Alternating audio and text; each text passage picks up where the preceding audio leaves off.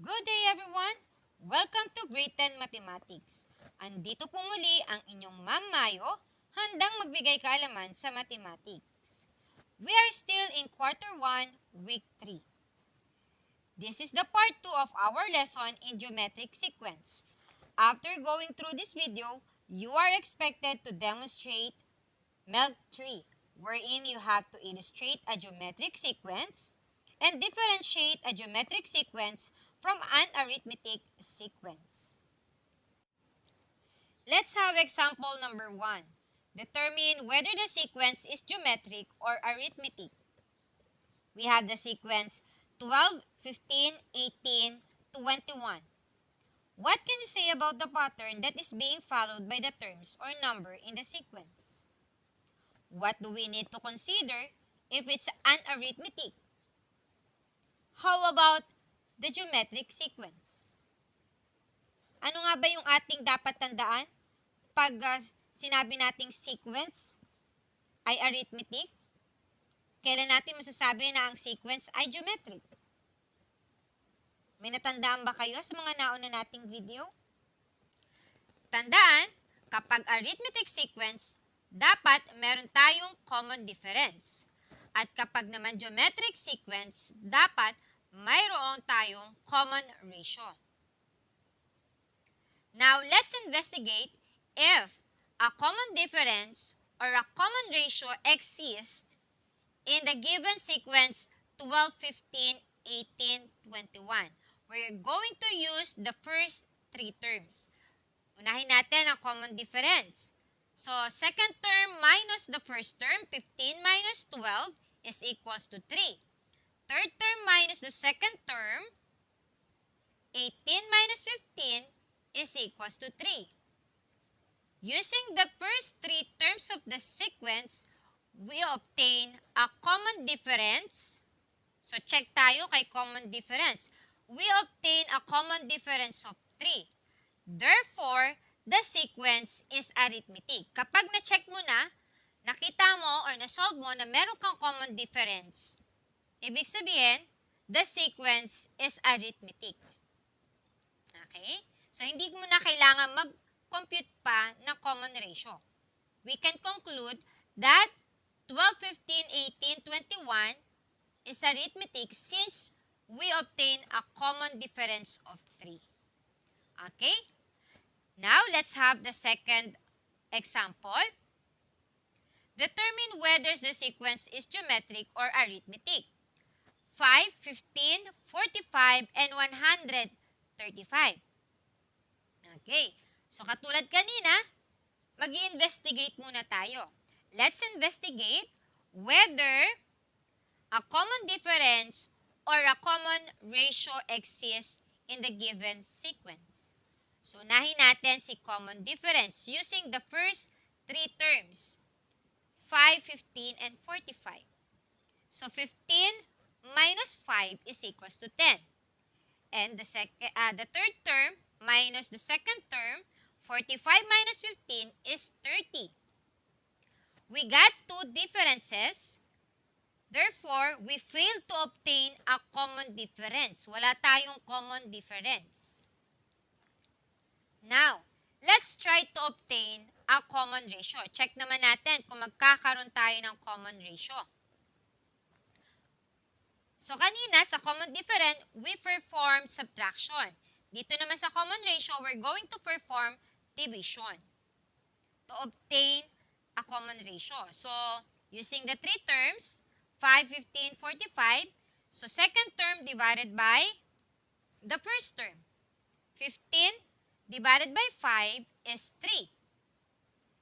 Next, third term divided by the second term, 45 divided by 15 is equals to 3. After performing division, we obtain a common ratio of 3. Therefore, meron tayong common ratio, masasabi natin that the sequence is geometric. We obtain a common ratio of 3, therefore, the sequence is geometric. Okay. So, kanina, balikan natin yung step na ginawa natin. Nag-investigate tayo kung may common difference or may common ratio. Nung wala tayo nakuhang common difference, at saka tayo nag-proceed kay common ratio. Chinek natin kung meron tayong makukuhang common ratio. And since pareho yung ratio na nakuha natin, therefore, the sequence is geometric. Okay? Nakikita kung paano malaman ang sequence ay arithmetic or geometric. Let's try another example. Determine whether the sequence is geometric or arithmetic. We have the sequence 10, 5, 0, negative 5. Unang-una natin gagawin, investigate if there is a common difference or a common ratio. Okay? By using the three terms, the first three terms, 10, 5, and 0. So, common difference muna tayo. 5 minus 10 is equals to negative 5.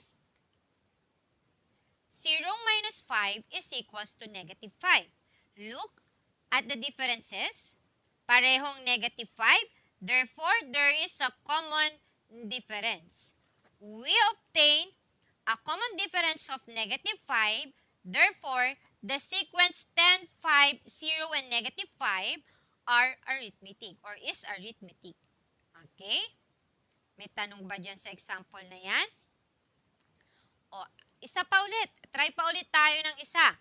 Example number 4. Determine whether the sequence is geometric or arithmetic. Using the sequence negative 24, 12, negative 6, and 3. Ano ulit ang gagawin natin? Investigate if there is a common difference or a common ratio that exists in the sequence. Using the first three terms. So, second term minus the first term. 12 minus negative 24 is equals to 36. And negative 6 minus 12 is negative 18. Okay? The difference is 36 and negative 18. So, we don't have a common difference. Wala tayong common difference. Let's try naman makakuha ng common ratio. So, 12 divided by negative 24 is negative 1/2. While third term divided by second term, negative 6 divided by 12 is equal to negative 1/2. Look at the ratio. Parehong negative 1/2. Therefore, we have a common ratio. We obtain a common ratio of negative 1/2. Therefore, the sequence is geometric. Okay. So, nakita natin, walang common difference. So, nag-try naman tayo ng common ratio. Makakakuha tayo ng common ratio. And nakakuha tayo ng common ratio, therefore, the sequence is geometric. May tanong ba sa ating mga halimbawa? Remember, when we are talking about sequence, ang unang pumapasok sa isip natin nitong mga ilang videos natin, ilang week natin, is about the common difference and common ratio. Okay? Yan yung madali nating matatandaan. Kung paano natin matutukoy kung anong klaseng sequence ang meron tayo. Kung siya ba ay arithmetic o siya ay geometric. Remember, pag arithmetic sequence, meron tayong common difference. Kapag naman geometric sequence, meron tayong common ratio. Remember that arithmetic sequence is a sequence where each succeeding term is obtained by adding a fixed number. Nakukuha natin yung next term by adding the common difference or yung fixed number na tinatawag natin. While geometric sequence is a sequence where each succeeding term is obtained by multiplying a fixed number. Okay? Sa geometric sequence, para makuha mo yung next term, kailangan mong i-multiply si common ratio. Okay? As you observe, do sa dalawa nating na ibibigay ng characteristic ni arithmetic at ni geometric, sa operation pa lang mapapansin na natin kung ano yung included na operation kay arithmetic at saka kay geometric. Kay arithmetic, adding a fixed number. So, gagamit tayo ng addition, and common difference, gagamit tayo ng subtraction para makuha si common difference. Diba? So, pag arithmetic, ang involved na operation natin dito ay addition and subtraction. While kay geometric sequence naman, multiplying a fixed number, common ratio. So, ang involved nating operation dito ay multiplication and division. Those are the different characteristics of these two sequence. Okay? May question po ba? Now, let's do learning task number 2, letter B. Translate the word I love you very much in French by determining and matching the common ratio or common difference of the following, and then placing each letter on the spaces below the decoder. Okay, ito yung ating decoder. I will be giving you 2 minutes to do this task. Okay, 2 minutes. Okay na po ba yung 2 minutes sa inyo? I hope nasa tabi nyo na ang inyong answer sheet para magawa ninyo itong activity natin na to. Kung kailangan nyo ng extra sheets of paper, okay lang po. So, are you ready? 2 minutes. Timer starts now.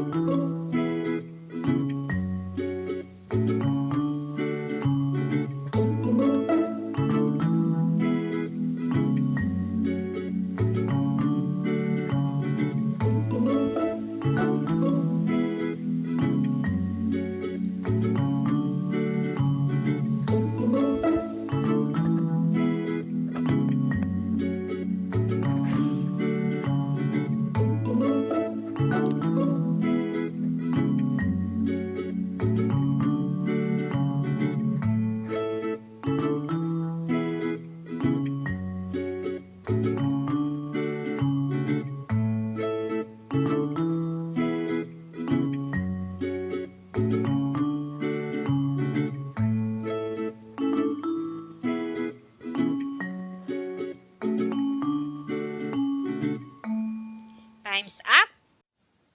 Let's check your answer. So, we're going to match the common ratio or common difference of the following sequence. Ilalagay natin sa decoder. So, unahin natin si J and E. 1, 4, 7, 10. So, 4 minus 1, 3. 7 minus 4 is 3. So, we have a common difference. So, D is equals to 3. D is equals to 3. D is equals to 3. Next, E and A. 1, 4, 16, 64. 4 minus 1 is 3. 16 minus 4 is 12. So, X tayo kay common difference. Divide tayo. 4 divided by 1 is 4. 16 divided by 4 is 4. So, common ratio. R is equals to 4. So, dun tayo sa 4. R is equals to 4. That is for E and A. Next, P. Negative 7, negative 56, negative 392. So, check natin yung difference. Negative 56 minus negative 7 is negative 49. So, medyo mukhang malayo naman siya sa negative 392 minus negative 56. So, this is a common ratio, I think. So, negative 56 divided by negative 7.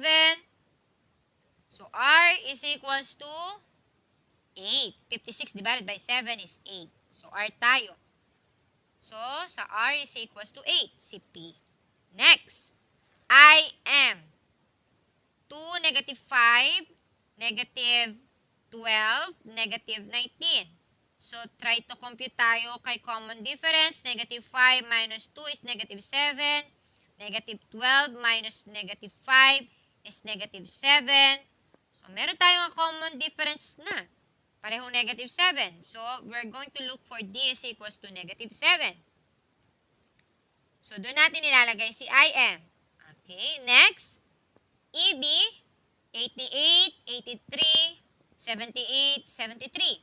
So, check natin muna kung meron tayong common difference. 83 minus 88 is negative 5. 78 minus 83 is negative 5. Parehong negative 5. Check tayo sa common difference. So, hanapin natin si D is equals to negative 5. Doon natin ilalagay si EB. Okay, next. OU. So, 250, 50, 10, 2. So, try natin mag-subtract. 50 minus 250 is negative 200. 10 minus 50 is negative 40. So, wala tayong common difference. X is a common difference. So, try natin mag-divide. 50 divided by 250. So, we have 1/5. 10 divided by 50 is 1/5. So, meron tayong common ratio na 1/5. Doon natin ilalagay si OU. Okay? Next, si TA. 1/2, 1, 1.5, 2. So, try natin mag-subtract. 1 minus 1/2 is 1/2. 1.5 minus 1 is 1/2. So, pareho, 1/2. So, we have a common difference of 1/2. Doon natin ilalagay si TA. And, UC ang natitira natin. So, try natin i-subtract. 6 minus negative 3 is positive 9. Negative 12 minus 6 is negative 18. So, hindi pwede tayo sa common difference. So, try natin sa ratio. 6 divided by negative 3 is 2. Negative 12 divided by 6 is negative 2. So, check tayo kay common ratio, which is negative 2. Doon natin ilalagay si UC. Okay, nahulaan nyo na ba kung anong ibig sabihin ng I love you very much sa French? O, nakikita na, di ba? And I love you very much in French is je t'aime beaucoup. Okay? I hope you learn a new word. Our points to ponder in this video are about arithmetic sequence, common difference, geometric sequence, and common ratio. Arithmetic sequence is a sequence where each succeeding term is obtained by adding a fixed number, which is called a common difference. While geometric sequence is a sequence where each succeeding term is obtained by multiplying a fixed number referred to as a common ratio. To demonstrate what you have learned, do additional activity 2. Complete the graphic organizing by completing the needed information with the definition, characteristic, and example of arithmetic sequence and geometric sequence. Followed by the additional activity 3, wherein you have to classify each sequence if it's an arithmetic or geometric, and find the next term. Color the box blue if it's arithmetic, and color the box red if it's geometric. Don't forget to write the next term. Isang term lang yung kailangan ko. Ilalagay nyo lang doon sa line or doon sa blank kapag nakulayan nyo na. Do you have any question about our lesson? Kung meron po, i-PM nyo lang po ako. And that's all. Happy learning!